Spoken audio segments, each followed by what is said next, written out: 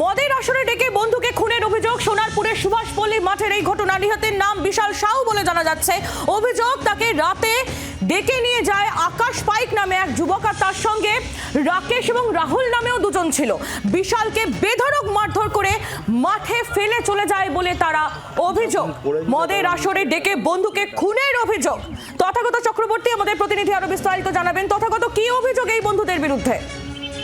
দেখো, এই বন্ধুদের বিরুদ্ধে যেটা অভিযোগ যে বিশাল সাউ নামে এক যুবক, মাত্র 25 বছর বয়স এবং তার মাত্র 1 বছর আগে বিয়ে হয়েছিল এবং তাকে খুন করা হয়েছে মূলত মদের আসরে ডেকে নিয়ে গিয়ে তাকে একটি ফাঁকা মাঠের মধ্যে মাথায় আঘাত করে তাকে মারা হয়েছে এবং তাকে খুন করা হয়েছে, এমনটাই অভিযোগ। এই মর্মে ইতিমধ্যেই সোনারপুর থানায় লিখিত অভিযোগ দায়ের করা হয়েছে এবং সেই অভিযোগের ভিত্তিতে ঘটনার তদন্তে নেমে 3 জনকে ইতিমধ্যেই গ্রেপ্তার করেছে পুলিশ। মূলত যেটা জানা গিয়েছে পরিবার এবং সোনারপুর থানার পুলিশ সূত্রে, যে তাকে ফোন করে ডেকে নিয়ে যাওয়া হয় এবং তারপর সুভাষপল্লী অর্থাৎ রাজপুর সোনারপুর পুরসভার যা সোনারপুর থানা এলাকার 9 নম্বর ওয়ার্ড, সেখানে একটি ফাঁকা মাঠে তাকে ডেকে নিয়ে যাওয়া হয়। সেখানে বিশাল ছাড়াও কিন্তু তার আরো 3 জন বন্ধু ছিল এবং সেই সময় তারা মদ্যপান করছিল এবং সেই সময় তাদের মধ্যে কোনো বিষয়কে কেন্দ্র করে বিবাদ বাঁধে এবং সেই বিবাদের পরেই এই ঘটনা ঘটে এবং তারপর তাকে তারা মাঠের মধ্যে ছেড়ে পালিয়ে যায়।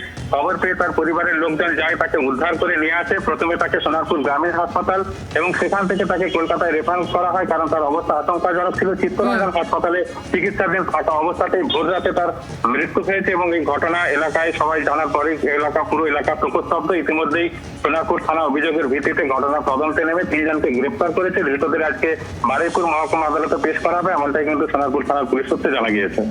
ধন্যবাদ তথাগত।